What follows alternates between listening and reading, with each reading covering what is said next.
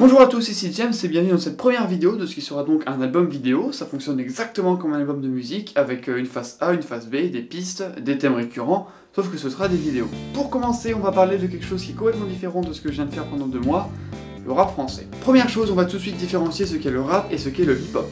Le rap, c'est vraiment la manière de chanter, et donc par extension tous les genres musicaux qui utilisent cette manière de chanter. Alors que le hip-hop, c'est vraiment un mouvement musical apparu dans les ghettos noirs new-yorkais des années 70. Du coup, parler de hip-hop français, ça peut sembler assez inapproprié. Dans le doute, on va rester vraiment sur les termes de rap français. C'est plutôt... Non mais la voix off c'était drôle une fois, ça va très vite devenir lourd, tu sais.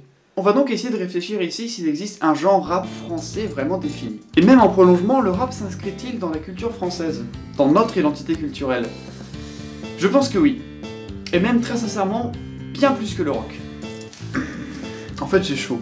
Pour essayer de répondre à cette question, on va donc partir de la base. Le rap, c'est un style de chanson, c'est-à-dire l'assemblage d'une musique et d'une voix humaine. Vient donc une nouvelle question, c'est quoi la chanson en France? C'est quoi la chanson française? La chanson française, on a tous entendu parler de ça des dizaines de fois. Avant de vraiment définir ce qui pourrait être la chanson française, on va faire un petit voyage dans le temps.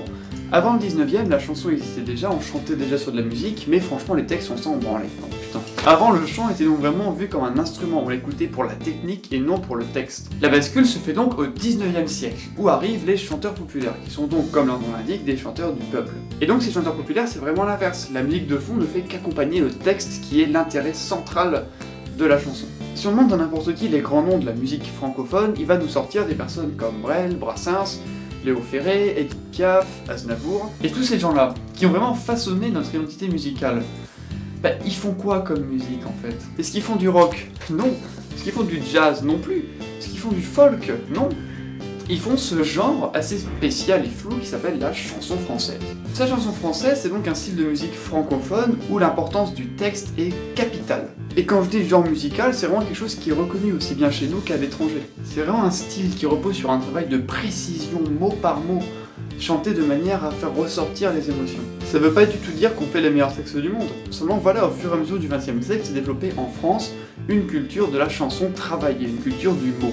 Si vous réfléchissez un peu, vous devez commencer à voir le lien avec le rap français. Le rap arrive donc en France dans les années 80 quand les médias commencent à diffuser des morceaux de hip-hop américain. Et très rapidement, les jeunes de banlieue vont s'identifier à ce genre musical avant de se l'approprier, c'est-à-dire de s'émanciper. L'explosion du rap en français se fait pendant les années 90. Et tout de suite, ce milieu du rap va presque vouer un culte au texte. Avant même de parler de flow, de rythme, d'instru, les premiers français qui vont chercher à faire du rap vont travailler leurs textes. Vous avez jamais remarqué que ceux qui n'aiment pas IAM disent quand même les respecter pour leurs textes? Vous avez jamais remarqué qu'en France, on juge un rappeur avant tout sur le travail apporté à son texte?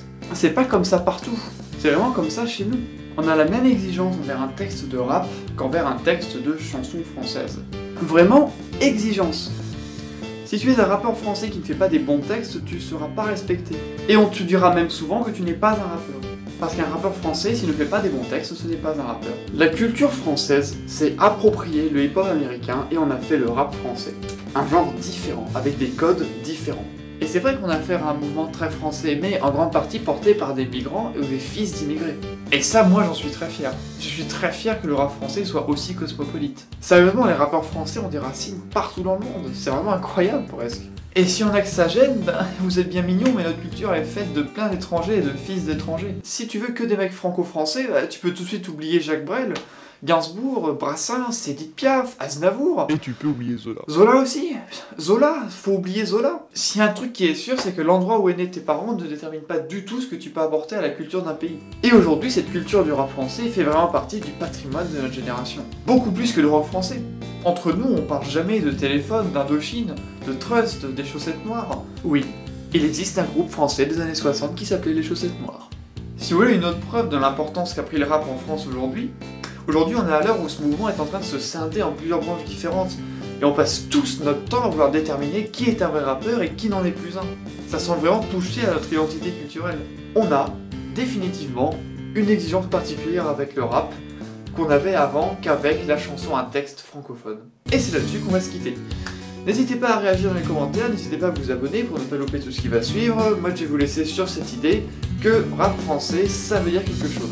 Et à l'étranger ça a de la valeur.